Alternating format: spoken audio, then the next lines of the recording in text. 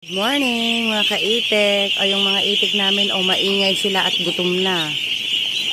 Ayan pag gutom lang itik ganito. Ayan ikot sila ng ikot tas maingay.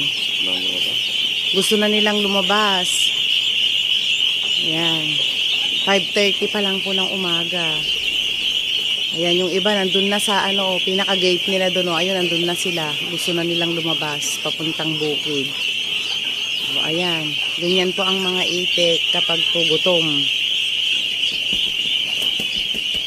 Yan. Andun na sila. Andun na yung iba. Gusto na nilang lumabas. Ilalabas po namin sila maya-maya.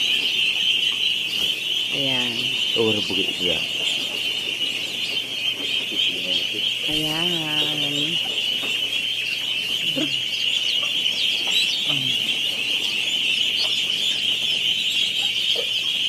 Yan mga kaitik.